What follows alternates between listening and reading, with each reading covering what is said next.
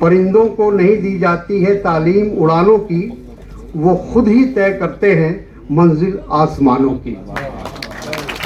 कि जहाँ जहाँ अगर स्कूल मौजूद है, स्कूल का इंतज़ाम है, तो वहाँ लोग अपने बच्चों को उन स्कूलों में ही भेजना चाहते हैं। आज हमारे बहुत सारे ऐसे इलाके हैं, गांव है, पंचायत है, जहाँ स्कूल और बुनियादी तालीम का इंतज़ाम नहीं है। दुनिया के पैमाने पर देखें तो आज भी हमारे पास उस मयार की, उस स्टैंडर्ड की यूनिवर्सिटी नहीं है।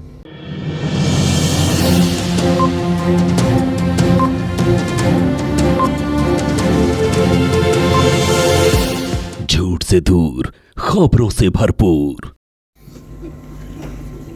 आज हिंदुस्तान के पहले वजीर तालीम हजरत मौलाना अबुल कलाम आज़ाद साहब की यौम पैदाइश है। एक वक्त था कि आमतौर पर लोग तालीम से महरूम रहा करते थे, लेकिन आहिस्ता आहिस्ता लोगों में ये एहसास पैदा हुआ और तालीम की अहमियत का अंदाज़ा हुआ, और फिर देखते देखते सारे हिंदुस्तान में बहुत सारे स्कूल और कॉलेज खोले गए। हम लोगों ने अपना बचपन देखा है। उस वक्त जो तालीम का मेयार था या जो तालीमी, चाहे वो कॉलेज हो, स्कूल हो, यूनिवर्सिटी हो, उनकी तादाद क्या थी और आज वो तादाद कहाँ से कहाँ पहुँच चुकी है। लेकिन इन सब के बावजूद हिंदुस्तान अब तो दुनिया का सबसे बड़ी आबादी वाला मुल्क होने जा रहा है। हमारी आबादी के तनासुब से देखा जाए तो आज भी बहुत सारे बच्चे ऐसे हैं जो तालीम से महरूम हैं और उनको ये नेमत मौसर नहीं हो रही। ठीक, लोगों ने ये बताया कि अगर हम सब लोग थोड़ी थोड़ी उसमें अपनी शमूलियत कर ले, थोड़ा हम उसमें अपना हाथ बटाएं, तो बहुत फ़र्क पड़ सकता है। मरकज़ी हुकूमत है वो पॉलिसी बनाती रही कि कैसे हम तालीम का मेयार ऊंचा करें, क्योंकि आज भी अगर हम उसको इंटरनेशनल पैमाने पर देखें, दुनिया के पैमाने पर देखें, तो आज भी हमारे पास उस मयार की, उस स्टैंडर्ड की यूनिवर्सिटी नहीं है। हमारे बच्चे बैरूनी मुल्कों में जाते हैं तालीम हासिल करने के लिए, उच्च शिक्षा हासिल करने के लिए। तो ये मैं इसलिए कह रहा हूँ कि अभी हम लोगों को बहुत कुछ करने की ज़रूरत है। हुकूमत अपने अंदाज में काम करती है, लेकिन जो लोग प्राइवेट सेक्टर में है या कॉरपोरेट हाउस है या इस तरह के जो भी जिनके पास वो तमाम सलाहियतें मौजूद हैं, वो चाहे तो इस तालीम में, इस तालीमी मयार को और आगे बढ़ा सकते हैं।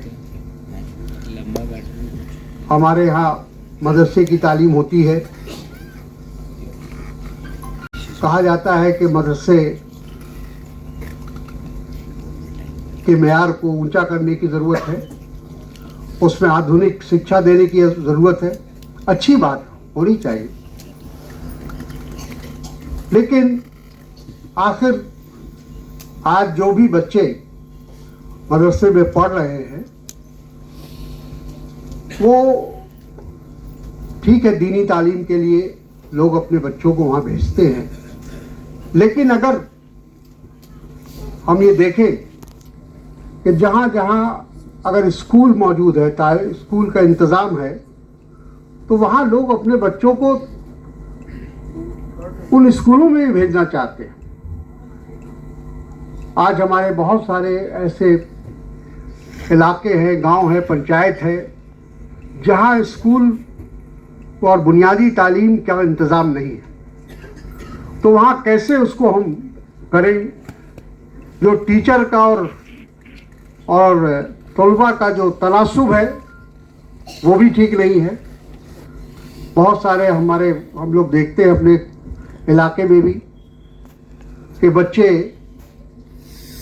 वहाँ उनकी तादाद कहीं ज़्यादा है और वहाँ शिक्षक या टीचर उनकी कमी है। स्कूलों में अच्छा इंतज़ाम अभी भी नहीं है। जो बुनियादी इंतज़ामात होने चाहिए वो उनको मौसर नहीं है। टॉयलेट तक बहुत सारे स्कूलों में नहीं है। हमारी जो बच्चियां जाती हैं स्कूल, उनके लिए जो इंतज़ामात होने चाहिए वो नहीं है। तो ये सब परेशानियां हैं और इन सब का हल यही है कि हम सरकार के साथ साथ हम सब लोग जिससे जो मौसर हो सकता है उसमें अपनी मदद करनी चाहिए, योगदान करना चाहिए। और हमारी यही कोशिश होनी चाहिए कि जो मकसद था हमारी आज़ादी के बाद कि हमारा मुल्क एक तालीम याफ्ता मुल्क बने, एक अच्छा मुल्क बने, खुशहाल मुल्क बने, उस नज़रिए से भी ये ज़रूरी है कि हम इस मुकाम तक पहुँचे ताकि जो हमारा मकसद है वो पूरी तरह से पूरा हो सके। अक्सर लोग कहते हैं कि हिंदुस्तान में अक़लियत का ख़ास तौर पर उसका अपीज़मेंट होता है। आगे बढ़े, उनको उसी तरह से तालीम याफ्ता किया जाए, उनको आगे बढ़ाया जाए, उनको उनके पैरों पर खड़ा किया जाए, उनको अच्छी से अच्छी तालीम दी जाए, तभी जाकर हम विश्व गुरु बन सकते हैं। तो विश्व गुरु बनने के लिए भी हम लोगों को ये ज़रूरी है कि हम तालीम याफ्ता हों। हमारी पूरी कौम, चाहे वो किसी भी मज़हब से ताल्लुक़ हो उनका, किसी भी ज़ात से ताल्लुक़ उनका, उन सब को तालीम मौसर हो, तालीम का मौका उनको फराहम हो, ये काम हम लोगों को करना चाहिए और करना चाहिए। ख़ास तौर पर मुस्लिम जो हमारे भाई हैं उनके बारे में यही कहा जाता है, जैसा मैंने कहा कि तुष्टीकरण की जो बात मैंने कही, लेकिन सच्चाई ये है दुनिया के अंदर जितने भी मुल्क है या जो भी समाज है उसकी सब होने की पहचान, उसके जिसको कह सकते हैं मोअज़्ज़िज़ होने का एहसास तभी हो सकता है जब उसको भी उसी हिसाब से बराबरी का हक उसको मिले। मतलब उसको एहसास होना चाहिए और सबको इस बात को महसूस किया जाना चाहिए कि उसको भी बराबरी का हक है और वो आगे बढ़ने का मौका उसको फराहम है।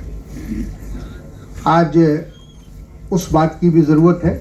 हम नारा ज़रूर लगाते हैं सबका साथ सबका विकास, लेकिन ये तभी मुमकिन होगा जब हम सब लोगों को साथ लेकर चले और उनको इस बात का यकीन दिलाएं कि आप हमारे बीच से हैं, आप इस मुल्क के नागरिक हैं। जैसा अभी कहा गया कि नफ़रत और घृणा की गुंजाइश हमारे समाज में नहीं है, इसको भी हमको देखना है, क्योंकि ये नफ़रत और घृणा हमारे लिए, हमारे समाज के लिए, हमारे मुल्क के लिए एक बहुत ही ऐसा जहर है जो आगे चलकर हमें नुकसान पहुंचा सकता है, हमारी एकता अखंडता को नुकसान पहुंचा सकता है। इसलिए ज़रूरी है इस बात को कि हम इन चीज़ों पर भी गौर करें। हमारी तालीम में कहीं ना कहीं इस बात का भी ख्याल रखना चाहिए कि हम सब बच्चों के अंदर किसी तरह का भेदभाव आपस में मज़हब को लेकर हो, ज़बान को लेकर हो या इलाकाई बात को लेकर हो, किसी चीज़ को भी लेकर हो, कोई भेदभाव आपस में नहीं होना चाहिए। कि हमारी जो नई पॉलिसी है हम उसको समझते हैं कि उसमें इन चीज़ों का ख्याल रखा जाएगा। उसका जब उसका इम्प्लीमेंटेशन होगा, जब उसका कार्यान्वयन होगा, वो ज़्यादा ज़रूरी है कि वो किस तरह से होता है, किस अंदाज में होता है। क्योंकि पॉलिसी बना देना, उसका ऐलान कर देना ये काफ़ी नहीं है, उसका इम्प्लीमेंटेशन सही ढंग से हो ये बहुत अहम है, ये बहुत ज़रूरी है। परिंदों को नहीं दी जाती है तालीम उड़ानों की, वो खुद ही तय करते हैं मंजिल आसमानों की।